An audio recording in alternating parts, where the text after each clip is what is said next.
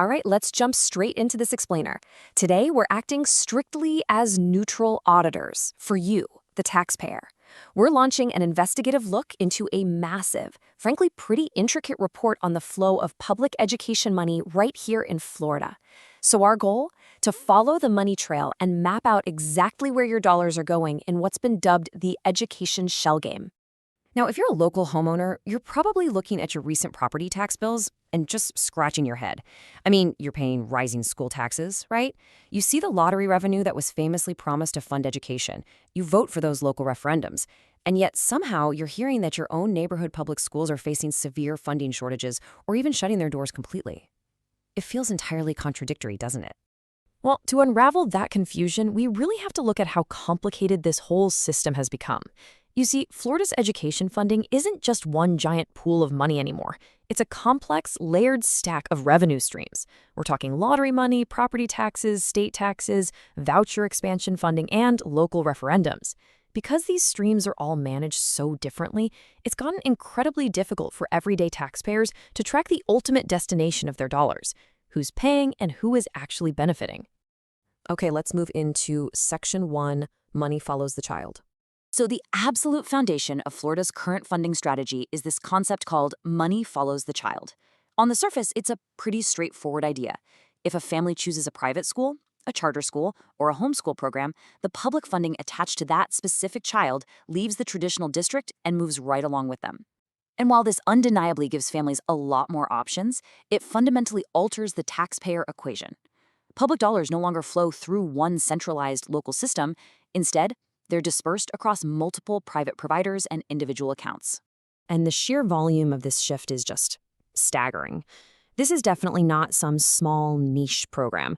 Statewide data from March 2025 shows nearly 500,000 students utilizing these alternative education settings, over 265,000 in private options, over 115,000 using unique ability scholarships, and tens of thousands more in parent-directed programs. This is a massive, systemic redirection of public education money. To see how this impacts the local taxpayer, the report uses Broward County as a primary case study. And man, the numbers make the tension incredibly visible. Over roughly the last 8 years, Broward's traditional district-managed enrollment dropped by nearly 39,000 students. Meanwhile, looking ahead to the 2025-26 year, voucher participation is sitting at just over 35,000 students. So that massive drop in traditional enrollment practically mirrors the rise in alternative choices. Now, the financial weight of that shift is where things get really serious. Using the district's per-student funding estimates, that decline in traditional enrollment represents a rough funding exposure of over $350 million. That's $350 million moving entirely outside the traditional Broward public school system. And the crazy part? The district is projecting even further losses next year. This brings us to Section 2, the fixed cost problem. But here's a major contradiction for you as a homeowner. If the money simply follows the child to their new school, why are local school districts going into the red and physically closing down buildings? Well, the answer lies in a huge contrast. Funding is incredibly mobile. If a student leaves on a Tuesday, their funding can theoretically follow them right away. But public school infrastructure? That is heavily rooted in concrete. When a student leaves, the physical school building they left behind doesn't shrink to match. Think about what your property taxes are actually paying for. Electricity, roof maintenance, huge fleets of buses, campus security, insurance premiums, and long-term district debt. These fixed costs do not magically disappear overnight just because a few dozen students left the public system. I mean, the air conditioning still has to run, the roof still needs fixing. This is exactly why your property taxes stay high while your local school might still be closing. You see, a school district can technically be fully funded by the state in the aggregate, but because the money has followed individual students outward, that funding doesn't reach the specific neighborhood building with enough volume to cover those inescapable fixed costs. All right, let's dive into Section 3, following the missing money. Now that we understand the mechanics, we need to look at the actual audit trail. Because when public dollars are spread across multiple private systems, keeping accurate taxpayer receipts becomes absolutely vital. According to the Florida Auditor General, tracking this money has faced some serious accountability challenges. In the 2024-25 system, Family Empowerment Scholarship spending exceeded its budgeted amount by nearly $400 million. That is a massive unexpected overage. So what happens when a program goes $400 million over budget? Well, the state has to scramble and shuffle funds to cover the shortfall. They used $118 million in stabilization funds, but even then, final state payments to traditional public districts had to be slashed by over $47 million statewide. Broward County alone took a $5.3 million hit. The auditors explicitly noted that the funding did not reliably follow the child. Ultimately, this means millions in cuts hit the public districts directly, burdening the local taxpayers who fund those specific systems. And it's not just a district problem. State audits of a major scholarship funding organization revealed some really deep administrative issues. We're talking delayed tuition and parent reimbursements, placing immense financial strain on families.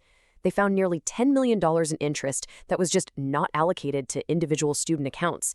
They even found over $2 million transferred into accounts that had already exceeded their $50,000 cap, effectively tying up funds while other eligible students waited in limbo. As an impartial observer looking for a taxpayer receipt, the public money trail here is getting incredibly muddy. Which leads us to Section 4, empty buildings as lost public assets. This is the ultimate, most visible consequence for the local homeowner driving through their neighborhood. Let's look back at our Broward County case study. The district has already approved closures and consolidations for several schools due to these exact funding shifts. Campuses like Sunshine Elementary, Palm Cove, North Fork, and Siegel Alternative are all being closed or consolidated. Discussions for these massive properties are now pivoting to repurposing, leasing them out for district offices, affordable housing, or even public safety training. This demands a hard shift in perspective from us as taxpayers. When a school closes, we aren't just losing classrooms. We're losing a neighborhood anchor. But more importantly, we're losing a massive taxpayer-funded public asset. You, the homeowner, have already paid for the concrete, the land, and the roof. You deserve absolute clarity on exactly who benefits when these public properties are repurposed, leased, or sold to private entities.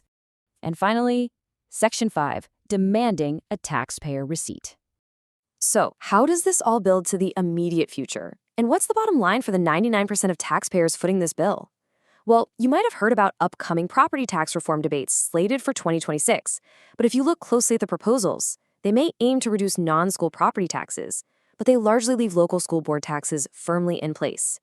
This proves that the massive education funding burden isn't vanishing for homeowners. It's simply being rearranged on your bill. As we wrap up this explainer, let's review the impartial accountability checklist. The facts are clear.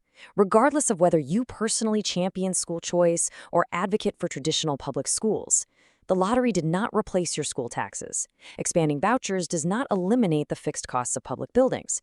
Neighborhood schools are closing, even as overall state funding exists, and official audits show millions of dollars in exceeded budgets and delayed payments. For a system this massive, taxpayers urgently need a transparent dollar dashboard that tracks not just the child, but the money and the outcomes.